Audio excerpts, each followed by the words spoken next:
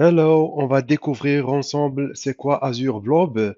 Azure Blob, c'est un type de stockage qui permet d'avoir de très grands objets. Vous pouvez donc l'utiliser pour, par exemple, stocker des machines virtuelles, des VHD. Et du coup, la taille du VHD, ça dépend. Vous pouvez avoir plusieurs gigabytes que vous pouvez stocker au niveau du type blob.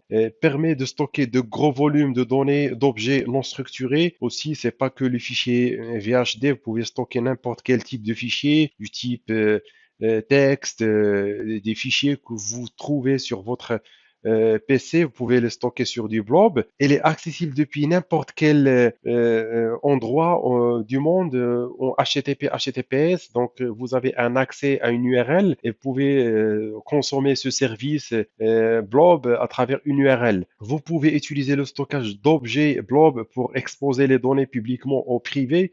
Il y a une possibilité de limiter l'accès à un réseau privé.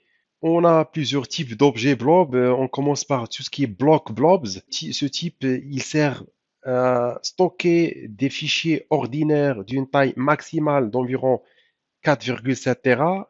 Vous avez le deuxième type, c'est Append Blobs. Il permet de, bien évidemment, c'est comme le premier, il peut stocker des objets block blobs, mais avec une optimisation pour les opérations d'ajout, maximum 195 gigabytes. Et le dernier, c'est Page Blobs. Vous avez donc ce type qui permet de stocker des fichiers à accès aléatoire en lecture et écriture d'une taille maximale de 8 Tera. Ces objets sont utilisés pour les fichiers VHD, DVM.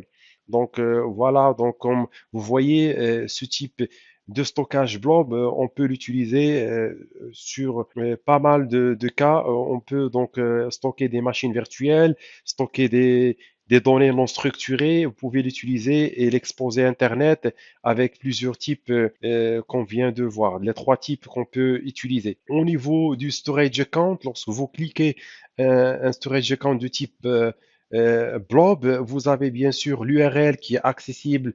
Vous avez du HTTP, HTTPS avec le nom du storage account. Vous avez .blob.core.windows.net slash le conteneur et slash le blob name. Imaginons ici, vous avez un storage account qui s'appelle Contoso. À l'intérieur, vous créez vos conteneurs. Les conteneurs, c'est juste comme des répertoires, des dossiers. On prend l'exemple image, vidéo. Et les blobs, ce sont les objets qui sont au niveau des conteneurs, comme les fichiers JPEG ou AVI ou MP4. Vous pouvez stocker ce que vous voulez sur ces conteneurs. Vous avez les niveaux de stockage, plusieurs niveaux de stockage. Vous avez tout ce qui est stockage à chaud, donc le tiers chaud. Vous avez le deuxième, tout ce qui est stockage à froid, donc le tiers froid. Et le troisième, vous avez donc le tiers archive que vous pouvez donc avoir ces trois types au niveau de tiering sur un storage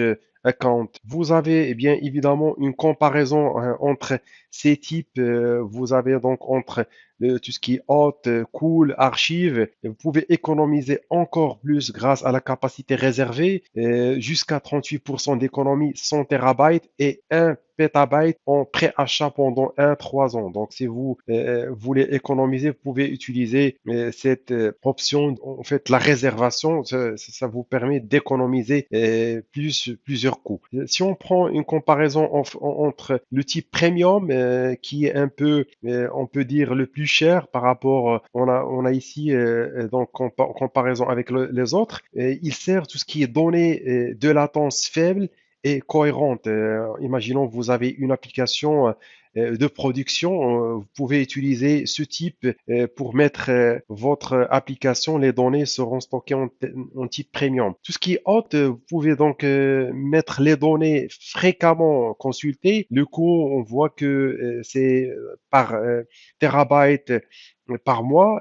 Vous avez que 18, donc vous avez donc un coût un peu intéressant en termes en comparaison avec les premiums. Vous pouvez l'utiliser pour stocker vos applications qui sont accessibles fréquemment avec des données. Vous pouvez mettre ça. Vous avez le troisième, c'est Cool, donc les données moins fréquemment consultées, vous avez que le coût c'est moins que celui du Hot, vous avez que 10 dollars. Vous avez aussi tout ce qui est archive, les données rarement consultées, vous avez 1 dollar donc par terabyte par mois. Donc vous pouvez, si vous avez 1 terabyte par mois, vous payez 1 dollar avec les données qui ne sont pas consultées. Et si on compare, par exemple, par 10 000 opérations de lecture, c'est-à-dire c'est par accès, pas par capacité, on a 0,0014 donc le coût par 10 000 opérations de lecture au niveau de premium et la partie haute, vous avez 0,004.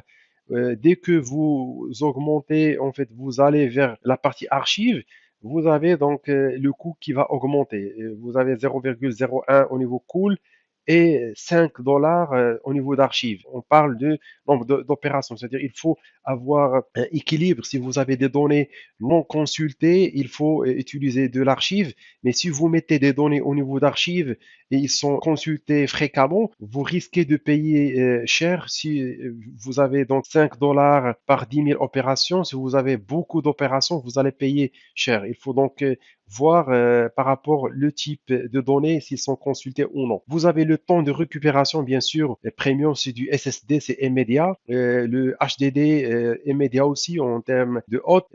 Immédiat aussi par rapport cool. Et l'archive, ça prend quelques heures pour récupérer des données. Donc, on parle des archives et c'est pas assez rapide. Les use cases, par rapport aux exemples, vous pouvez utiliser, comme j'ai dit, tout ce qui est application ou les objets interactifs, transactions, télémétrie, toutes les applications, par exemple, une application web de vente, il faut utiliser Premium, il faut avoir la vitesse, pas de latence, donc vous accédez à l'application rapidement.